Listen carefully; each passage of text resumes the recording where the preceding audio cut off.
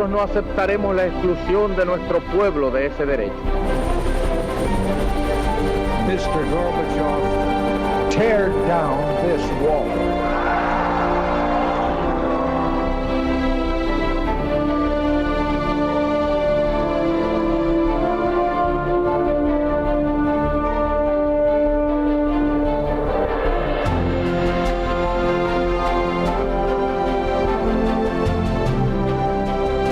Buenas noches, señoras, caballeros, bienvenidos a Tiempos Modernos. Hay historiadores que marcan en 1945 una cesura, un jalón, un hito. Ese jalón, ese hito es la bomba atómica, que realmente cambió, hizo que cambiáramos, por así decir, de era. Entrábamos en la era nuclear y entrábamos de la peor manera posible, con los bombardeos norteamericanos en Hiroshima y Nagasaki. Fueron así. Entre el 6 y el 9 de agosto de 1945, el mundo entró en una era nueva, la era atómica.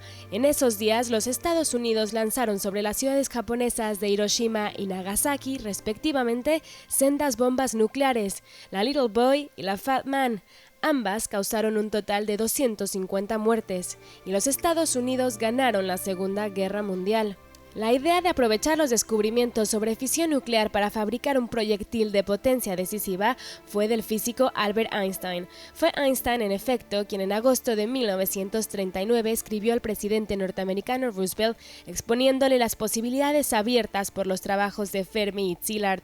A partir de ahí se creó el proyecto Manhattan, con la finalidad de crear una bomba atómica. Los americanos no fueron los únicos que buscaron la madre de todas las bombas. Los alemanes tuvieron su propio proyecto, la Operación Uranio.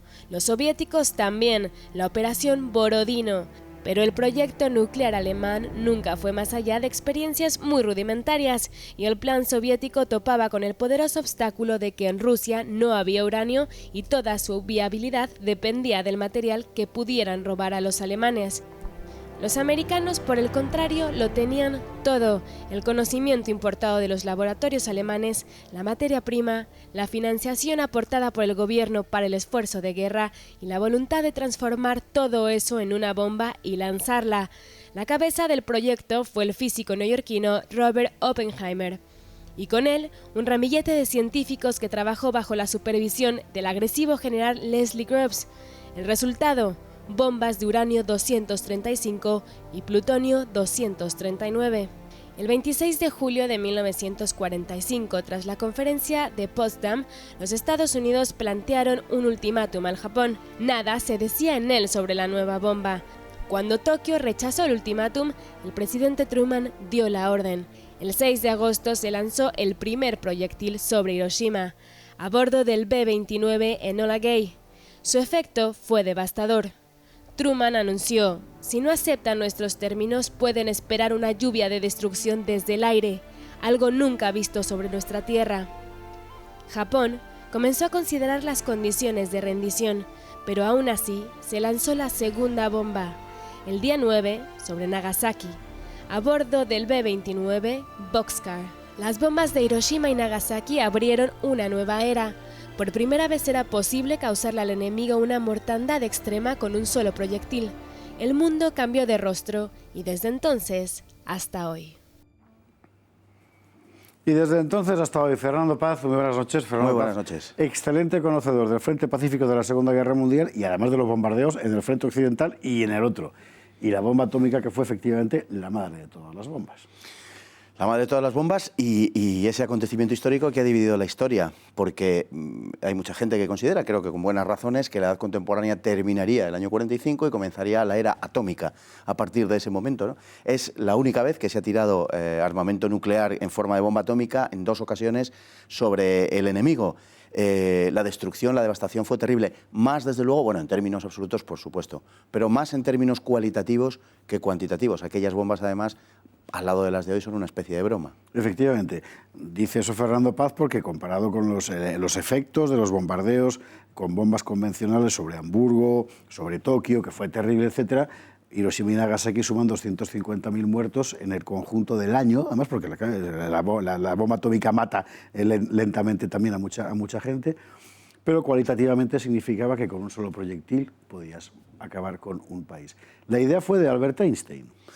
La idea fue de Einstein, efectivamente. Conocedor de los trabajos sobre el asunto de Szilard y de Fermi, se lo recomendó a Roosevelt, con el cual tuvo una entrevista y, en fin, personal en agosto-septiembre de 1939.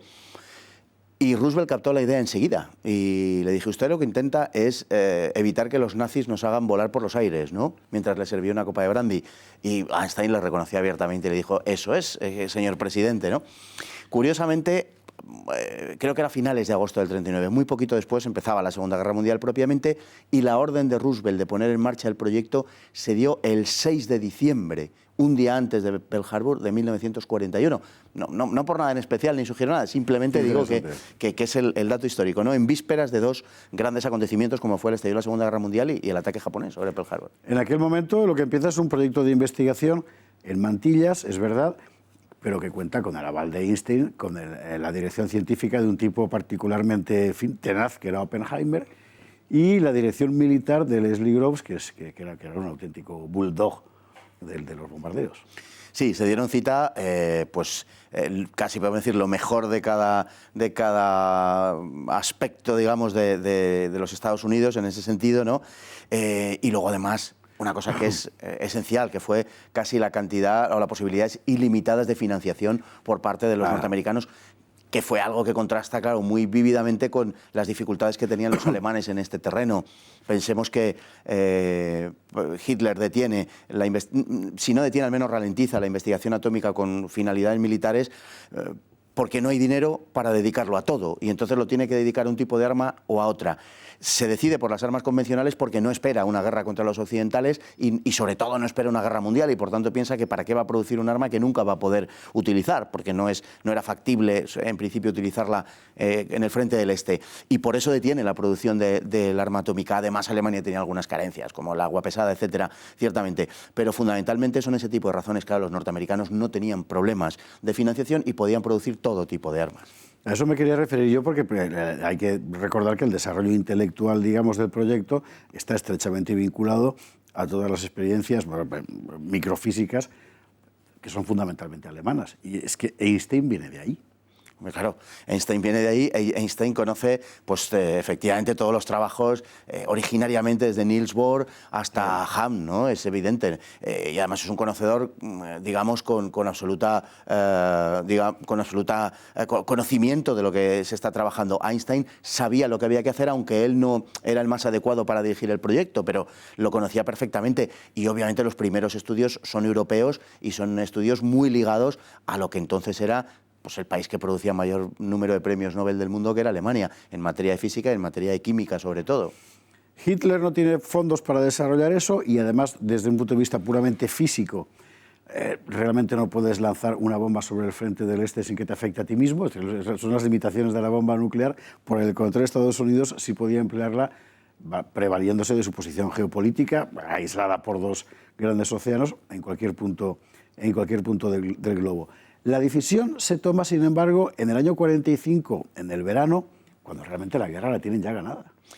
Sí, la decisión de lanzar la bomba o las bombas es una decisión que todavía hoy es controvertida y no hay un acuerdo, digamos, 100%. Indudablemente hay una serie de factores que escapan propiamente del análisis histórico. Yo creo que tiene implicaciones ideológicas. Y es uno de esos temas, en fin, que yo creo que ha quedado abierto y nunca se terminará de cerrar, por lo menos de cara a una cierta opinión pública. Yo creo que hay dos motivos fundamentales para el lanzamiento de la bomba. No digo que no haya más, pero uno es reducir el número de bajas, en primer lugar, y en segundo lugar, desde el punto de vista norteamericano, y en segundo lugar, que esas bajas se las causes al enemigo, que no sean propias. Obviamente, digamos que la estimación del Alto Estado Mayor americano de que perderían alrededor de 1 millón de hombres entre muertos y heridos si invadiesen las islas japonesas no es exagerada si proyectamos las cifras de lo que habían perdido en Iwo Jima y sobre todo en Okinawa. Efectivamente, que habían sido 2 carnicerías. Eso es, entonces, pues haciendo una proyección de eso, pensaban en aquello, ¿no? Que lo que les podría convertir aquello. Por tanto, que las bajas la tengan el enemigo, eso que decía Patton, ¿no? La guerra consiste no en morir por tu patria, sino hacer que el enemigo muera por la suya. Pues de eso se trataba, ¿no? Y por otro lado, hay una dimensión política inevitable. Indudablemente se trataba de asustar a la Unión Soviética, darle un aviso a la Unión Soviética, que por otro lado estaba informado de lo que pasaba perfectamente, porque desde dentro del proyecto salían informaciones, y Stalin, cuando Truman le insinúa la existencia de una superbomba que puede aplicar, Stalin es conocedor de ese asunto en la conferencia de Potsdam. y no se asombra en absoluto, lo cual llama mucho la atención de los americanos, que se huelen y dicen, este sabe algo, y tanto que sabía. Es verdad. Pocos meses antes ha sido el bombardeo brutal de Tokio, que demostró que las defensas antiaéreas japonesas estaban reducidas prácticamente. Y se escoge ahora como objetivo dos ciudades realmente de una importancia muy secundaria, ¿no? Hiroshima y Nagasaki. Sí, el bombardeo de Tokio, como de algunas otras ciudades japonesas, es un bombardeo que se efectúa sobre ciudades que están construidas en buena parte de papel, literalmente. Sí, con lo cual, claro, aquello ardía como la yesca, sobre todo las bombas de fósforo, lo que luego se conocerá como napalm, posteriormente, sobre todo en Vietnam, ya se empleó ahí, como se había empleado en Hamburgo, por ejemplo, y en Dresde.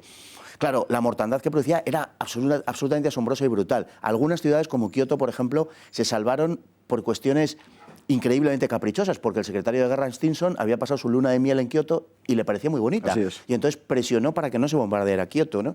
El caso de Hiroshima en concreto es una ciudad con una relativa importancia, bastante relativa, con algunas instalaciones militares ciertamente, pero no se elige por eso, se elige por cómo está situada Hiroshima, porque está en una olla inmensa. Y entonces se quiere experimentar el efecto de la onda expansiva sobre una ciudad, por eso se preserva a Hiroshima de todo bombardeo. Curiosamente, como había pasado con el caso de Dresde, se atribuía al hecho de que una tía de Truman vivía en Hiroshima al hecho de que los americanos no la bombardearan, igual que los habitantes de Dresde atribuían a que una tía de Churchill vivía en Dresde y por eso no la bombardeaban. Leyendas urbanas. Por supuesto, lo que hoy llamaríamos leyendas urbanas, bulos, que justificaban que se preservara de la destrucción. La realidad no era esa, la realidad era que la estaban preservando de la destrucción para comprobar cuáles eran los daños reales que producía el armamento atómico sobre una ciudad intacta. Y los daños reales fueron devastación absoluta en un radio de 1,5 kilómetros. De 1,5 kilómetros se destruyó una ciudad de 250.000 habitantes, se destruyó en un 70%, tanto en cuanto al número de personas, número de muertos, en los siguientes meses, como bien decías antes, y el número de inmuebles que desaparecieron. El 70% fueron absolutamente destruidos. Y entre 1,5 kilómetros y 2 kilómetros desapareció absolutamente todo lo que había en ese área. Todo, prácticamente sin excepción. Algún edificio quedó, como un edificio célebre que hay junto al río, el puente que en teoría era el foco del ataque, pero vamos, muy poquito quedó, prácticamente nada quedó sin tocar. Debería haber sido bastante, pero se fue a Nagasaki también. Se fue a Nagasaki en un momento muy controvertido porque los japoneses ya habían manifestado su deseo, digamos, de cuando menos entablar negociaciones de paz y de hecho ya desde finales de julio habían ido a Rusia, a la Unión Soviética, para intentar que Stalin mediara. Pero la Unión Soviética tenía sus propios planes y bloqueó esas conversaciones porque no quería que Japón se rindiese antes de que ellos tuvieran ocasión de caer sobre el ejército Kwantung estacionado en China, ¿no? Como se habían comprometido en Yalta a atacar 3 meses después de la victoria sobre Alemania, Rusia tenía ese interés, claro. Y así se sacrificaron aquellas dos ciudades, en particular el sacrificio de Nagasaki, de una forma absolutamente bárbara, teniendo en cuenta el contexto político, y el mundo efectivamente cambió de página, por así decir. Aquello fue el gozne de una era nueva. Fernando Paz, muchísimas gracias. Un placer, como siempre. Y a ustedes, como siempre, muchas gracias y hasta un próximo programa.